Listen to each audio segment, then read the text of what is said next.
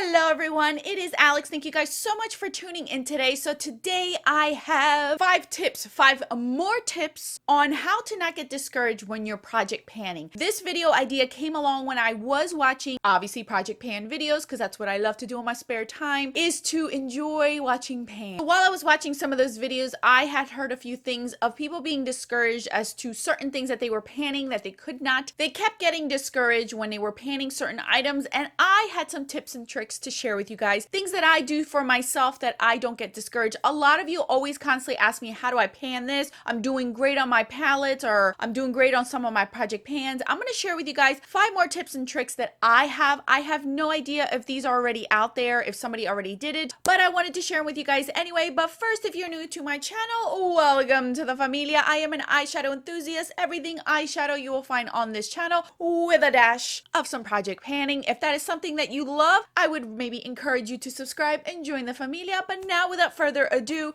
let's get on with the video. All right, tip number 1, you guys. This one is a tip that I don't think I have heard anybody mention, but it may be common sense kind of, but you're like, ding, I didn't realize I could do that. So let me explain to you guys. Loose powders. We all know that they're very, very hard to pan. It is very hard to see some progress on it because it is a loose powder. It takes a little bit longer. I know for myself because I have panned quite a few loose powders in my time, and I'm going to share with you guys a little tip with it. Any loose powder that's in a big container, any loose powder that is maybe a pigment for your eyes, I'm going to share with you guys a little tip that I do for myself. I keep empty containers around for this specific idea. If I am panning a loose pigment, and you know loose pigments you really can't see progress on, sprinkle some into a empty container and keep some in here and use it out of the empty container. 1, you're going to see progress faster. 2, you're going to see how much you're using. And the mind works in mysterious ways. If you see this more empty, if you see a product that's more empty, it'll encourage you to use it more because you're almost done. If you're panning something right out of the actual container, you're never going to see progress in this. It's going to take you about 10 years to see any progress on a pigment, and it's going to kill your morale. So instead of panning right directly out of the actual pigment, pour it into a loose container that has a sifter, that doesn't have the sifter on its sister. But see how I have this one? It's just enough for actual pigments in there. I've done that in the past. It has worked beautifully. And if I want to continue to pan that specific pigment, I pour a little bit more in there, and there you go. Same thing goes with any powders, loose powders. If you have a big powder and you're feeling discouraged, or if you have a powder that is a travel size and it's too small to put your brush in, put it in a big container. I've done this in the past. I have panned and finished 3 mini size powders doing this exact way. I put it in a big container in here. It's a lot more loose. I could see progress going. I can actually use it without getting frustrated, and I don't end up being discouraged. Tip number 2.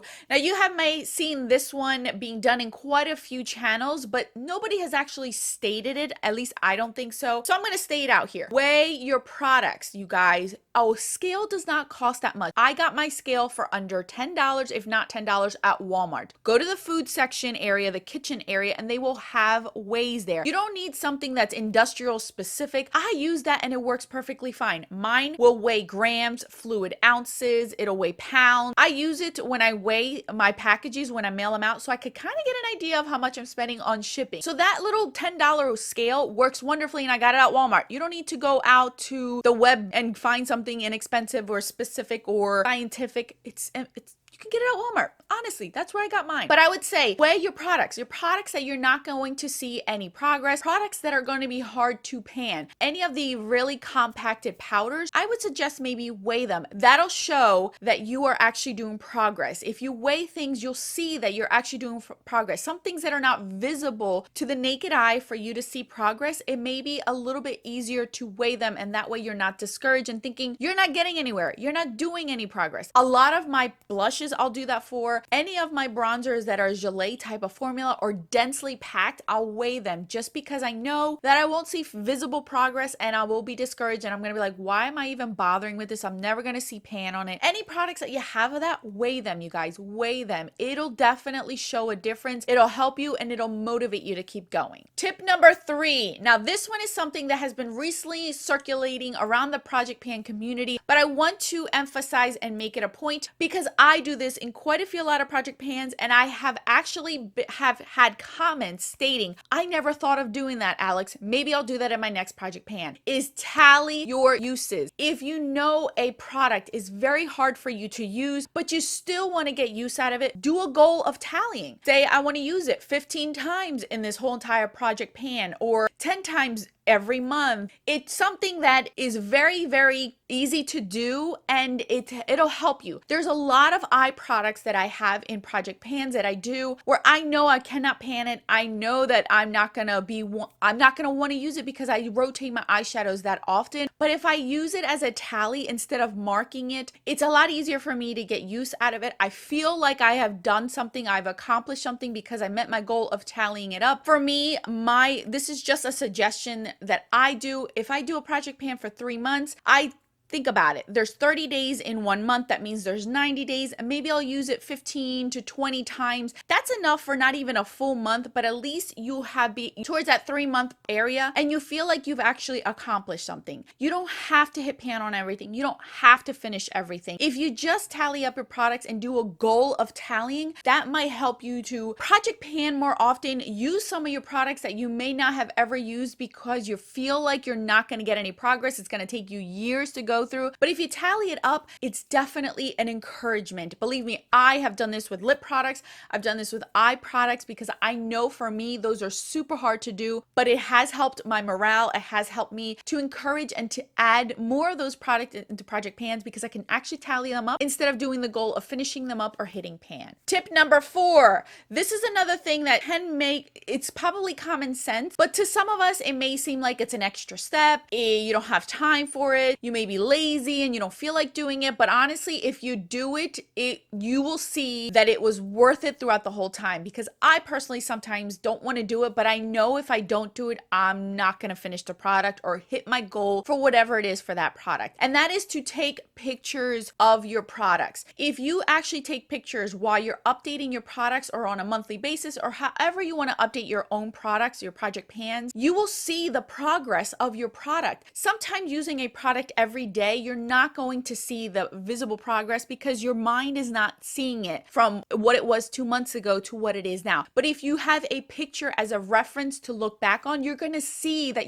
you're doing great. You may not see that pan, you may not see that hole in there, you may not see that, emblem rubbing off, but if you see it through your pictures, you're going to see, and it's going to encourage you to continue to keep going. I know this is hard because some of us just don't either have the memory on our phones or lose the things, but if you are a little bit organized and you keep them, believe me, it is such an encouragement. It is a pain to edit a video and add a bunch of things. It takes me so long to do it, but I know that if I do it, you guys get excited to see the progress as well as myself, and it encourages others to do more project panning. So I know it's something so simple and something that has been going around and it's common sense, but really if you take the time to take pictures of any progress of anything that you're doing for any of your projects, you will see that you have been doing some progress on it, and you're going to get encouraged to keep going. Tip number 5, and one that some of us have a hard time doing, but there comes a point where you just have to say, you know what, I need a break. And that is to discontinue products that are frustrating you. If you are panning a product and it is frustrating you and it is discouraging you from panning